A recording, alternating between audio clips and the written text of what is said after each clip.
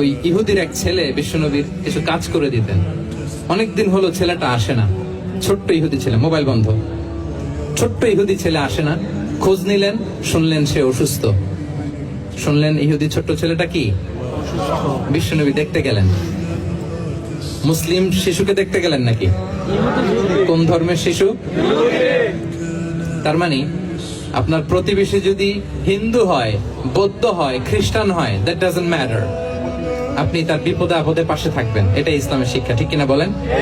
এই যে আপনাদের এখানে বুদ্ধিস্ট নেইবার আছে, হিন্দু নেইবার আছে, খ্রিস্টান নেইবার আছে, তারা বিপদে পড়লে তো আপনার যাওয়ার দরকার নেই না? যাবেন, খোঁজ খবর নিবেন, ভিজিট করবেন, পাশে দাঁড়াবেন।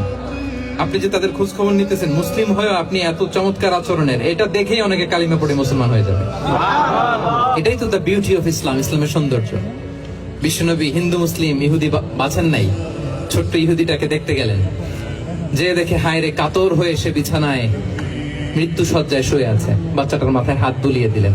হাত বুলিয়ে বাচ্চাটাকে, ইহুদি বাচ্চাটাকে বললেন, আসলিম, হে শিশু, তুমি ইসলাম ধর্ম গ্রহণ করো। এখন ছোট্ট মানুষ, তার বাবা আবার পাশে দাঁড়িয়েছে, আব্বা কি বলে না বলে, সে নাযারা ইলা ওয়াজহি আবি, বাবার দিকে তাকালেন। তার বাবা বলে, আতিয়া আবুল কাসিম, মানে বিষ্ণু ইসলামের কুনিয়াত, বড় ছেলে ছিল কাসেম, তাকে বলা হতো আবুল কাসেম। ইহুদি বাবা বলল, মোহাম্মদ যা বলে তাই করো। সাথে সাথে সে বলল, আশহাদু আল্লা ইলাহা ইল্লাল্লাহ ওয়া আশহাদু আন্না মুহাম্মাদুর রাসূলুল্লাহ।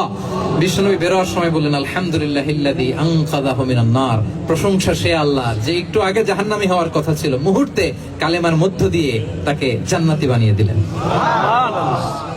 দেখেন প্রতিবেশীর সাথে কি আচরণ।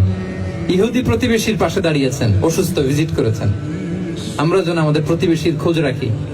অভুক্ত প্রতিবেশী রেখে আপনি পেট পুরে খেয়ে তাহাজ্জুদ পড়লে ওই তাহাজ্জুদ আল্লাহর দরবারে যাবে না। খবরদার, খবরদার, আমরা যেন প্রতিবেশীর সাথে সুসম্পর্ক রাখি।